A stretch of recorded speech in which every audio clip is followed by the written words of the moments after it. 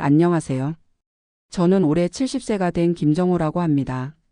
45년 만에 고국 땅을 밟고 2년째 살고 있는데요. 솔직히 말씀드리면 아직도 적응이 쉽지 않습니다. 특히 지난달 국민건강보험공단에서 온 고지서를 받았을 때는 정말 깜짝 놀랐어요. 월 보험료가 45만 원이라고 나와 있더라고요. 미국에서 메디케어로 월 200달러 정도 내던 게 생각나면서 내가 정말 제대로 된 선택을 한 걸까 하는 생각이 들었습니다. 하지만 이 이야기를 처음부터 차근차근 들려드리고 싶어요. 제가 왜 45년 동안 살던 미국을 떠나 한국으로 돌아왔는지, 그리고 지금은 어떤 마음으로 살아가고 있는지 말이죠. 1978년 제가 25살이던 해에 유학생으로 미국 땅을 밟았습니다. 그때만 해도 한국은 정말 가난했어요. 아버지는 시골에서 농사를 지으셨고 어머니는 남의 집 빨래를 해주며 생계를 꾸려 가셨거든요. 공부 잘하는 내가 미국 가서 성공해야 우리 가문이 일어선다. 아버지가 제 어깨를 두드리며 하신 말씀이 아직도 귓가에 맴돕니다. 그때는 그 말이 얼마나 무거운 짐인지 몰랐어요. 김포공항에서 어머니가 오열하시던 모습, 언제 다시 볼 수 있을지 모르겠다며 제 손을 꼭 잡으시던 그 촉감, 45년이 지난 지금도 생생합니다.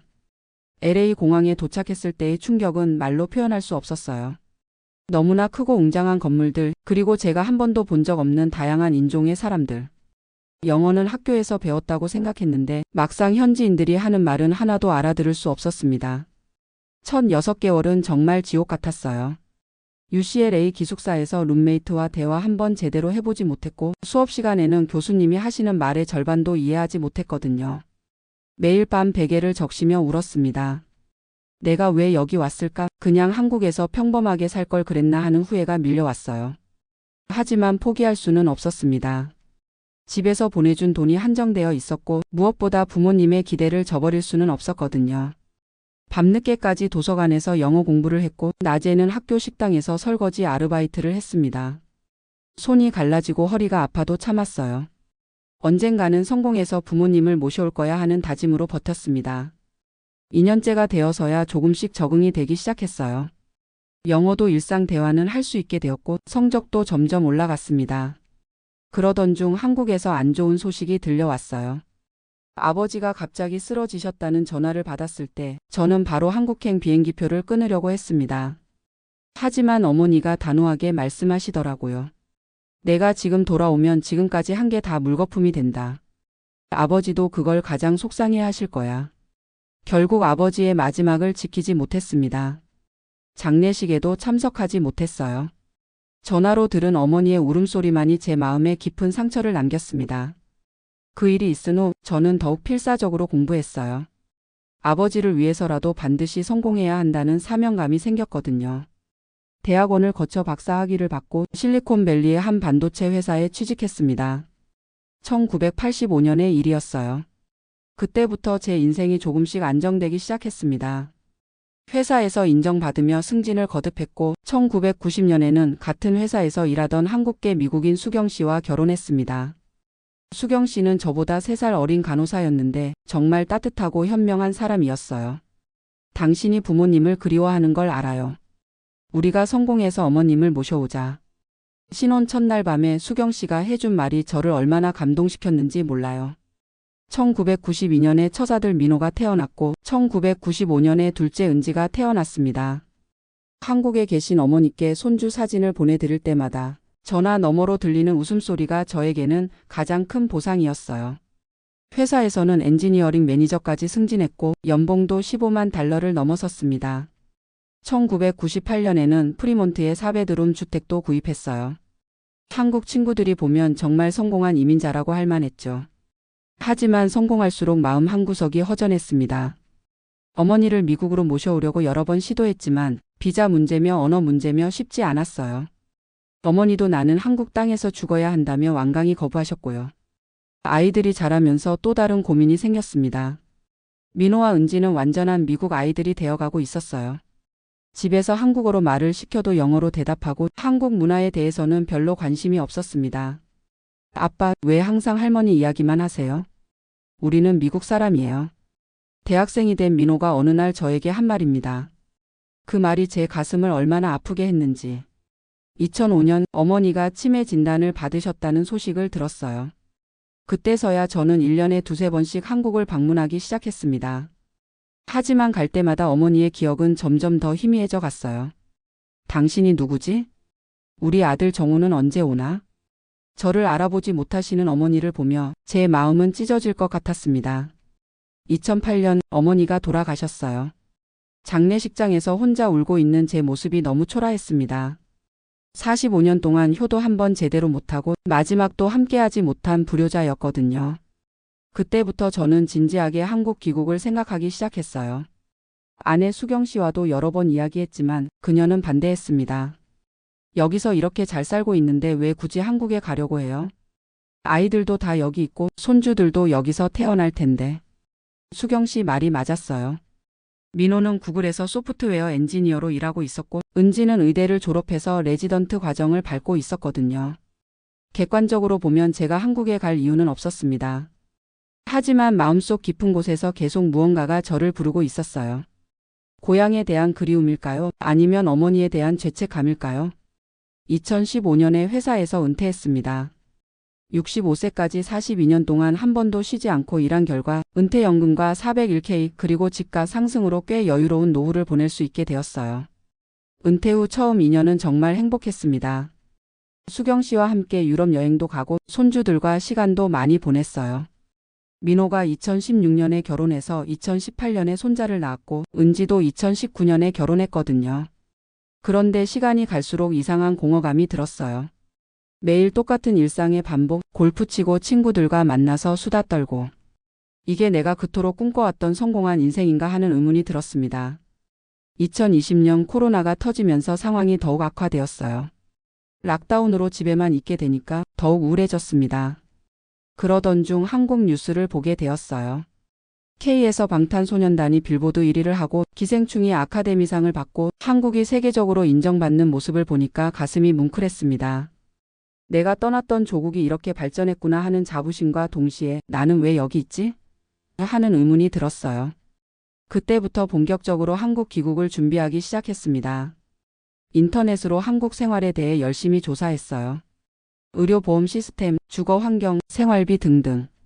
2021년 여름 수경 씨와 함께 한국에 한 달 동안 체류해 봤습니다. 강남의 한 오피스텔을 임시로 렌트해서 살아봤는데 생각보다 편리하고 쾌적했어요. 지하철과 버스가 정말 잘 되어 있어서 차 없이도 어디든 갈 수 있었고 병원도 가까워서 접근성이 좋았습니다. 무엇보다 한국어로 소통할 수 있다는 게 얼마나 편한지. 여보, 정말 여기서 살고 싶어요? 수경 씨가 조심스럽게 물어봤을 때 저는 확신에 차서 대답했습니다. 그래요. 이제 고향에서 여생을 보내고 싶어요. 하지만 수경 씨는 끝까지 반대했어요. 아이들 생각해봐요. 손주들도 못 보게 되고. 그리고 우리 나이에 새로운 환경에 적응하는 게 쉬울까요? 정말 어려운 결정이었습니다. 가족을 떠나는 것도 서러웠고 45년 동안 쌓아온 모든 것을 뒤로하는 것도 두려웠어요. 하지만 더 이상 미룰 수 없었습니다. 제 나이가 이미 67세였거든요. 지금 안 가면 영영 못 갈 것 같다는 생각이 들었어요. 결국 수경 씨와는 따로 살기로 했습니다. 이혼한 것은 아니고 저만 한국에 와서 살다가 1년에 서너 번씩 왕래하기로 한 거예요. 2022년 3월 저는 홀로 한국행 비행기에 몸을 맡겼습니다. 인천공항에 도착했을 때의 감정은 복잡했어요. 기쁨과 동시에 막막함이 몰려왔거든요. 첫 6개월은 정말 힘들었습니다. 혼자 사는 것도 처음이었고 한국 사회 시스템도 많이 바뀌어 있었어요. 가장 충격적이었던 것은 디지털화였습니다. 키오스크로 주문해야 하는 식당들, 앱으로만 가능한 각종 서비스들. 스마트폰 사용도 서툴렀는데 모든 게 스마트폰 중심으로 돌아가더라고요. 은행 업무를 보러 갔는데 어르신, 이제는 인터넷 뱅킹이나 앱으로 하셔야 해요. 라고 하는 직원의 말에 당황했습니다. 병원도 마찬가지였어요. 예약도 앱으로 하고 진료비 결제도 카드나 계좌 이체만 받더라고요. 현금을 내려고 하니까 불편한 표정을 짓는 직원들을 보며 내가 정말 낙오자가 된 건가 하는 생각이 들었어요. 그래도 차근차근 배워나갔습니다. 주민센터에서 하는 스마트폰 교육도 듣고 은행에서 하는 인터넷 뱅킹 강좌도 들었어요. 젊은 직원들이 친절하게 가르쳐줘서 고마웠습니다. 6개월 정도 지나니까 조금씩 적응이 되더라고요. 근처 전통시장에서 장도 보고 동네 어르신들과 바둑도 두게 되었어요. 어르신, 미국에서 오셨다고요? 대단하네요. 동네 사람들이 저를 신기하게 봐주니까 기분이 좋았습니다. 하지만 작년 말에 큰 시련이 찾아왔어요. 건강검진에서 당뇨와 고혈압 진단을 받은 겁니다. 미국에 있을 때는 별 문제가 없었는데 스트레스와 식습관 변화 때문인지 갑자기 나빠진 거예요. 그때부터 본격적으로 병원에 다니기 시작했는데 의료비 부담이 만만치 않았습니다. 미국의 메디케어에 비해서 한국의 건강보험이 좋다고 들었는데 막상 사용해보니 본인 부담금도 적지 않더라고요. 그러던 중 지난달 건강보험공단에서 고지서가 날아왔는데 월 보험료가 45만 원이라고 나와 있는 거예요. 처음에는 잘못 나온 줄 알았습니다. 공단에 전화해서 문의해보니 미국에서 받는 연금과 임대소득 때문에 소득이 높게 산정되었다는 거였어요. 어르신, 미국 소득을 신고하셔야 해요. 안 그러면 건강보험료가 계속 높게 나올 거예요. 담당 직원의 설명을 듣고서야 이해했습니다. 한국은 전 세계 소득을 기준으로 건강보험료를 산정하는데 제가 미국에서 받는 소셜시큐리티와 은퇴연금 그리고 미국 집 임대소득까지 모두 합쳐지니까 소득이 상당한 것으로 나온 거였어요. 솔직히 황당했습니다. 미국에서는 메디케어로 월 200달러 정도만 내면 되었는데 한국에서는 그 2배가 넘는 돈을 내야 한다니. 그럼 미국 영주권을 포기하면 어떻게 되나요? 라고 물어봤더니 그러면 국내 소득만 기준으로 산정됩니다. 라는 답변을 들었어요. 고민에 고민을 거듭했습니다. 45년 동안 지켜온 미국 영주권을 포기한다는 것은 정말 큰 결단이었거든요. 영주권을 포기하면 미국 재입국도 어려워지고 가족들과의 만남도 제한될 수 있었어요. 하지만 더 이상 미련을 둘 수는 없었습니다. 이제 정말 한국 사람으로 살겠다고 마음을 정했어요. 올해 초 미국 영주권을 정식으로 포기했습니다. LA 영사관에 가서 포기 서류를 제출할 때 45년의 이민 생활이 마침표를 찍는 기분이었어요. 영주권을 포기하고 나니까 건강보험료가 월 12만 원 정도로 내려갔습니다. 그래도 여전히 부담스럽기는 하지만 45만 원에 비하면 훨씬 낫죠. 지금 제가 사는 곳은 경기도 성남의 한 아파트입니다. 분당선을 타고 강남까지 40분이면 갈 수 있어서 교통이 편리해요. 3년 전세로 들어왔는데 보증금 2억에 월세 없이 살고 있습니다. 하루 일과는 비교적 단순해요. 아침 6시에 일어나서 근처 공원에서 산책하고 오전에는 동네 도서관에서 책을 읽어요. 점심은 주로 집에서 간단히 해먹고 오후에는 복지관에서 하는 프로그램에 참여하거나 친구들과 만납니다. 새로 사귄 친구들 중에는 저처럼 해외에서 살다 온 분들도 계세요. 일본에서 40년 살다 온 박 선생님, 독일에서 30년 살다 온 최 선생님. 비슷한 경험을 한 분들과 이야기하다 보면 위로가 됩니다. 정호 씨, 우리는 참 특별한 세대죠. 조국 근대화를 위해 해외로 나갔다가 이제 고향에서 여생을 보내려고 돌아온 박 선생님이 하신 말씀이 가슴에 와 닿았어요. 정말 우리 세대는 특별한 것 같아요. 가난한 조국을 떠나 선진국에서 성공했지만 결국은 고향 땅에서 생을 마감하고 싶어 하는. 물론 아직도 적응하기 어려운 부분들이 있어요. 의료비 부담도 그렇고 혼자 사는 외로움도 때로는 견디기 힘들어요. 특히 명절이나 가족 행사가 있을 때면 더욱 그렇죠. 지난 추석에는 정말 외로웠습니다. 미국에 있는 가족들은 추석이 뭔지도 잘 모르고 한국에서는 저 혼자 송편을 사서 차례상을 차렸어요. 어머니와 아버지 사진 앞에서 혼자 절을 올리는데 눈물이 나더라고요. 하지만 후회하지는 않습니다. 비록 늦었지만 고향에 돌아와서 한국어로 소통하고 한국 문화를 다시 체험할 수 있어서 감사해요. 요즘은 유튜브로 한국 역사 강의도 듣고 한국 전통 문화에 대해서도 공부하고 있어요.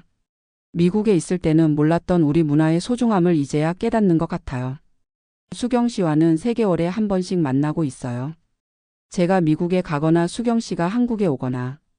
처음에는 써먹했는데 이제는 오히려 더 돈독해진 느낌이에요. 여보가 한국에서 행복해 보여서 다행이에요. 수경 씨가 지난번에 한국에 왔을 때 한 말입니다. 정말 고마운 사람이에요. 아이들과의 관계도 조금씩 좋아지고 있어요. 처음에는 아빠가 왜 그런 선택을 했는지 이해할 수 없다고 하던 민호와 은지도 이제는 제 결정을 존중해 주는 것 같아요. 화상통화로 자주 안부를 묻고 손주들도 할아버지가 한국에 산다는 걸 신기해해요. 올 여름 휴가에는 가족들이 모두 한국에 올 예정이에요. 정말 기대됩니다. 건강보험료 때문에 충격을 받기는 했지만 전반적으로는 한국의 의료 시스템이 정말 좋다고 생각해요. 병원 접근성도 좋고 의료진들도 친절하고 실력이 뛰어나죠.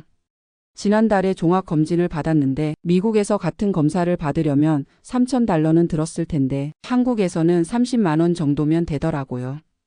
교통비도 정말 저렴해요. 지하철이나 버스를 타면 65세 이상은 무료거든요. 미국에서는 차 없이는 절대 살 수 없었는데 한국에서는 대중교통만으로도 충분해요. 음식도 정말 다양하고 맛있어요. 미국에서는 한식당이 있어도 비싸고 맛도 그저 그랬는데 여기서는 정말 저렴하고 맛있는 한식을 마음껏 먹을 수 있어요. 특히 동네 할머니들이 하시는 반찬 가게에서 사다 먹는 김치와 나물들. 어릴 적 어머니가 해주시던 맛이 나서 정말 좋아요. 이제 제가 한국에 온 지 2년이 다 되어 가는데 처음에 비하면 정말 많이 적응했다고 생각해요. 물론 완벽하지는 않지만 매일 조금씩 나아지고 있는 것 같아요. 요즘 제 새로운 꿈은 한국어로 책을 쓰는 거예요. 45년간의 미국 생활과 한국 귀국 경험을 담은 수필집 말이에요. 아직 글쓰기 실력이 부족하지만 천천히 준비해 보려고 합니다. 그리고 봉사활동도 하고 싶어요. 저처럼 해외에서 살다가 귀국하신 분들을 위한 상담이나 도움을 주고 싶거든요. 제가 겪었던 어려움들을 다른 분들은 좀 더 쉽게 극복할 수 있도록 도와드리고 싶어요. 사실 이런 생각을 하게 된 계기가 있어요. 얼마 전에 복지관에서 만난 김 할아버지 이야기인데요. 그분도 캐나다에서 30년 살다가 혼자 한국에 오신 분이었어요. 정호 씨, 저는 영어도 잘 못하고 컴퓨터도 잘 모르는데 한국 시스템은 너무 복잡해서 매일 스트레스예요. 김 할아버지의 하소연을 들으면서 제가 겪었던 초기 적응 과정이 떠올랐습니다. 혼자서 모든 걸 알아가야 하는 막막함, 젊은 사람들에게 물어보기 민망한 마음. 그래서 요즘은 김 할아버지와 자주 만나서 이런저런 정보를 나누고 있어요. 스마트폰 사용법부터 시작해서 병원 예약하는 방법, 은행 업무 처리하는 방법까지. 정호 씨 덕분에 한국 생활이 훨씬 수월해졌어요. 김 할아버지가 고마워하실 때마다 저도 뿌듯한 마음이 들어요. 혼자 사는 외로움도 이제는 많이 줄어들었어요. 처음에는 정말 견디기 힘들었거든요. 45년 동안 가족과 함께 살다가 갑자기 혼자 되니까 집이 너무 조용해서 견딜 수가 없었어요. 하지만 지금은 오히려 이 고요함이 좋을 때가 있어요. 아침에 일어나서 창문을 열고 신선한 공기를 마실 때, 오늘은 뭘 하며 보낼까 하고 계획을 세울 때 자유로움을 느끼거든요.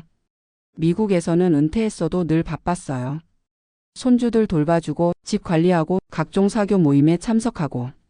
정작 제가 하고 싶은 일을 할 시간은 별로 없었죠. 하지만 지금은 온전히 제 시간이에요. 책을 읽고 싶으면 하루 종일 읽을 수 있고 산책을 하고 싶으면 몇 시간이고 걸을 수 있어요. 이런 여유로움은 젊었을 때는 몰랐던 선물 같아요. 건강보험료 문제로 많은 고민을 했지만 결과적으로는 좋은 결정이었다고 생각해요. 영주권을 포기함으로써 정말로 한국인이 된 기분이거든요.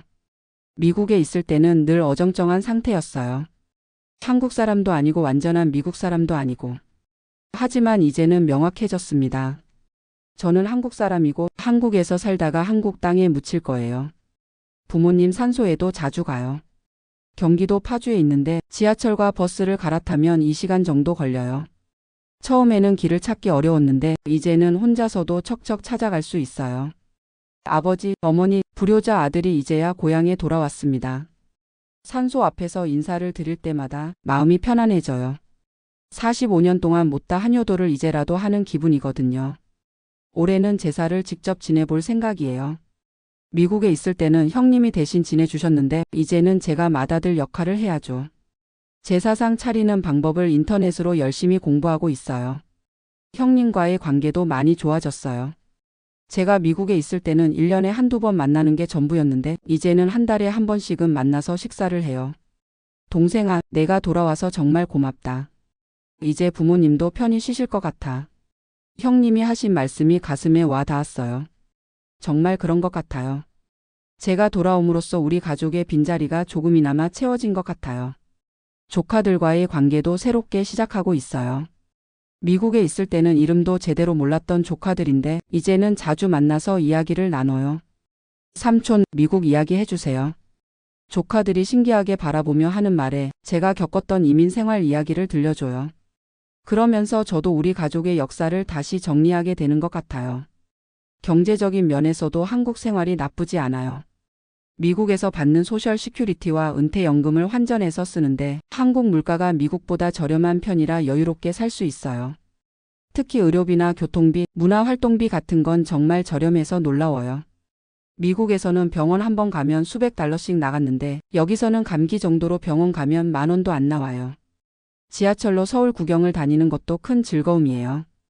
경복궁이나 창덕궁 같은 고궁들 한국에 살 때는 별로 관심이 없었는데 이제 보니까 정말 아름답더라고요. 우리 조상들이 이런 멋진 건축물을 만들었구나. 궁궐을 돌아보면서 새삼 우리 문화의 우수성을 깨달았어요. 미국에서 45년을 살면서도 한 번도 느껴보지 못했던 자부심이었죠. 국립박물관이나 미술관도 자주 가요. 65세 이상은 무료 관람이라서 부담도 없고 우리 역사와 문화에 대해 공부할 수 있어서 좋아요. 특히 한국 전쟁 관련 전시를 볼 때는 감회가 새로웠어요. 제가 태어난 1953년이 바로 휴전이 된 해거든요. 전쟁의 폐허 속에서 태어나 가난을 피해 미국으로 갔던 제 인생이 한국의 근현대사와 함께했다는 생각이 들었어요. 정말 격동의 시대를 살았구나. 그런 생각을 하면서 박물관을 나오는데 눈시울이 붉어지더라고요. 요즘은 한국어 공부도 다시 하고 있어요. 45년 동안 영어를 쓰다 보니까 한국어 실력이 많이 줄어 있더라고요. 특히 한자나 고유 명사들을 잘 기억하지 못해요. 동네 도서관에서 하는 한국어 강좌에 등록했는데 저보다 훨씬 어린 중국 동포분들과 함께 공부하고 있어요. 처음에는 부끄러웠는데 지금은 오히려 자극이 되더라고요. 할아버지, 발음이 정말 좋으세요. 젊은 중국 동포 학생이 저를 칭찬할 때 뿌듯한 마음이 들었어요. 비록 늦었지만 모국어를 다시 배우는 게 즐거워요. 건강 관리에도 신경을 많이 쓰고 있어요. 당뇨와 고혈압 때문에 정기적으로 병원에 다니고 운동도 꾸준히 해요. 아침마다 1시간씩 공원에서 걷기 운동을 하는데 비슷한 또래 분들이 많아서 재미있어요. 걷기 모임에도 가입해서 일주일에 2번은 함께 운동해요. 정호 씨, 미국에서 살다 와서 체력이 좋으시네요. 함께 운동하는 분들이 하는 말에 저도 모르게 어깨가 으쓱해져요. 식단 관리도 중요하게 생각해요. 혼자 살다 보니 식사를 대충 때우기 쉬운데 건강을 위해서라도 신경 써서 챙겨 먹어요. 근처 전통시장에서 신선한 재료를 사다가 간단한 반찬들을 만들어 먹어요. 요리 실력이 늘어서 이제는 제법 맛있게 만들어요. 아내가 해준 음식이 그리워도 내가 만든 음식도 나름 괜찮네. 혼자 중얼거리면서 식사할 때면 쓸쓸하기도 하지만 뿌듯하기도 해요. 지난주에는 정말 특별한 일이 있었어요.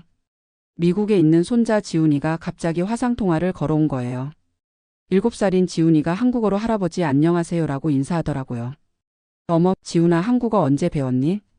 깜짝 놀라서 물어봤더니 민호가 한국어 학습 앱을 다운받아서 지훈이와 함께 공부하고 있다는 거예요. 아빠가 할아버지와 한국어로 대화하고 싶다고 해서요. 지훈이의 대답에 눈물이 날 것 같았어요. 45년 만에 손자와 한국어로 대화하는 그 순간 제가 한국에 온 게 정말 잘한 일이라는 확신이 들었어요. 은지도 요즘 한국 드라마에 빠져 있다고 해요. 아빠가 사는 나라가 이렇게 멋진 곳이었네요 라고 하더라고요. 아이들이 한국에 관심을 가져주니까 정말 기뻐요. 올 여름에 가족들이 한국에 오면 제가 직접 가이드를 해줄 계획이에요. 경복궁도 구경시켜주고 맛있는 한식당도 데려가고 제가 사는 동네도 소개해주고 싶어요. 할아버지가 사는 한국이 정말 좋다. 손주들이 그렇게 말해준다면 제 선택이 옳았다는 증명이 될 것 같아요. 이제 제 나이가 70세인데 앞으로 얼마나 더 살지는 모르겠어요. 하지만 남은 시간을 의미 있게 보내고 싶어요. 무엇보다 건강을 잘 챙겨서 가족들에게 걱정을 끼치지 않고 살고 싶어요. 그리고 제가 경험한 이민 생활과 귀국 과정을 정리해서 비슷한 상황에 있는 분들에게 도움이 되고 싶어요. 한국에 와서 가장 크게 깨달은 것은 나이가 들어서도 새로운 시작이 가능하다는 거예요. 70세의 새로운 환경에서 새로운 삶을 시작하는 게 쉽지는 않지만 불가능한 것도 아니더라고요. 중요한 건 용기와 의지인 것 같아요.